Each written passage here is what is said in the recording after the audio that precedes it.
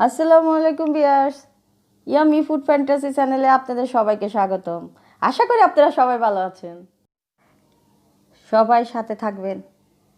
আজকে গরু মাংস রান্না করব অল্প সময়ে প্রেসার কুকারে। এখানে 2 কেজির উপরে মাংস। প্রেসার কুকার মাংসটা দিয়ে দিতেছি।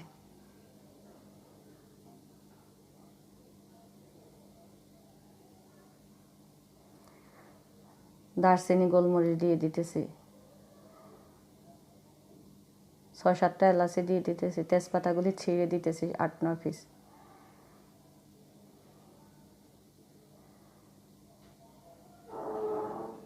3 টেবিল চামচ পেঁয়াজ দিয়ে দিতেছি। পেঁয়াজ বাটা এটা। আধা কাপের মতো পেঁয়াজ কুচি দিয়ে দিলাম। 2 চামচ রসুন বাটা দিয়ে দিয়েছি।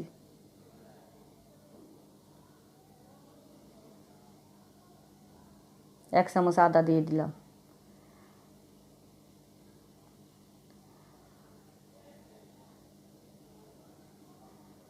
2 চামচ জিরার গুঁড়া দিয়ে দিয়েছি।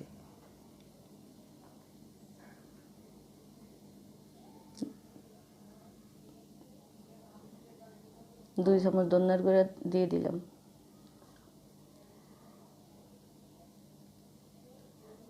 তেল পরিমাণ মতো দিয়ে দিয়েছি, যে যেমন তেল খায়। আনুমানিক আধা কাপের থেকে একটু বেশি।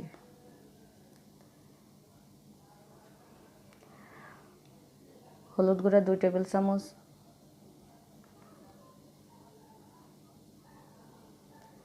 মরিচ গুঁড়া 3 টেবিল চামচ।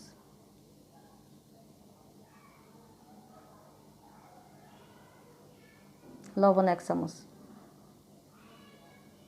লবণটা দেখে পরেও দেওয়া যাবে। পরে ভালোভাবে মাখাতে হবে। মাংসটাকে যত ভালোভাবে মাখাবে ততই বেশি টেস্ট হবে। একটু টমেটো পেস্ট দিয়ে দিলাম। দিয়ে ভালোভাবে মাখিতেছি। একটু দেখাই দিতেছি আপনাদেরকে।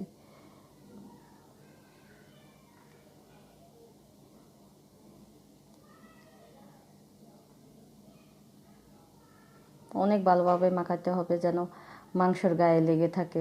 সব মশলা যেন মাংসের গায়ে ভালোভাবে লাগে। যত বেশি মাখানো হবে ততই মাংসটা টেস্ট হবে। একটু পানি দিয়ে দিতেছি।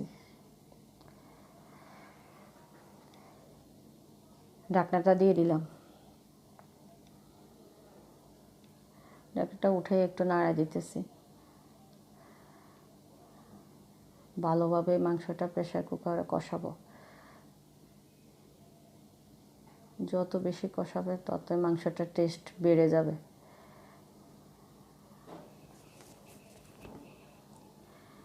ঢাকনাটা আবার দিয়ে দিলাম। যারা চাকরি করে, যারা বিদেশ থাকে, ওদের হাতে সময় কম থাকে। ওরা এত সময় নিয়ে মাংস রাঁধতে পারে না।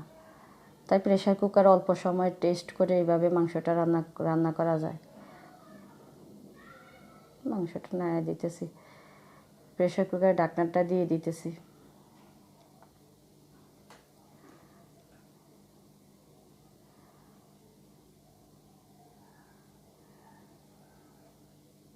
পাঁচটা সিটির জন্য অপেক্ষা করতেছি। মাংসটা বাসার সবাই ফেভারিট। গরু মাংসটা সবাই পছন্দ করে কম বেশি। আমি 2টা আলু দিয়ে দিলাম। দিয়ে ভালোভাবে নাড়তেছি।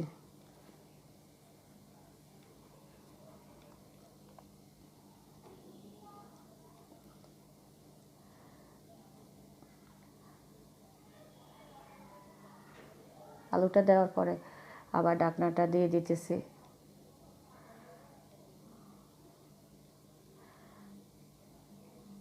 আবার নেড়ে ভালো করে দেখতেছি।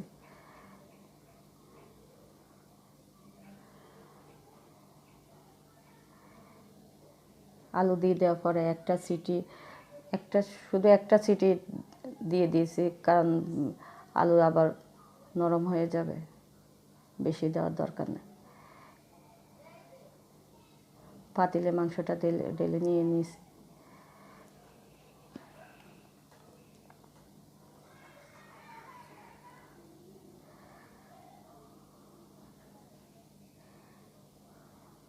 মাংসটার কালার অনেক সুন্দর হয়েছে।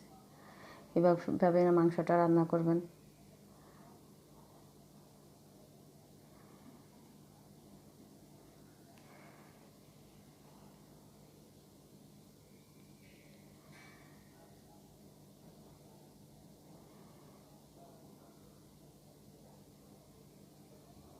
মাংসটা হয়ে গেছে আমার।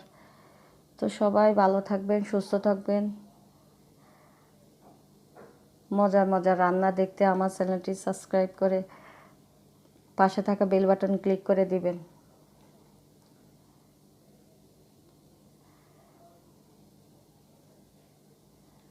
সবাই ভালো থাকবেন, দোয়া করবেন। আল্লাহ হাফেজ।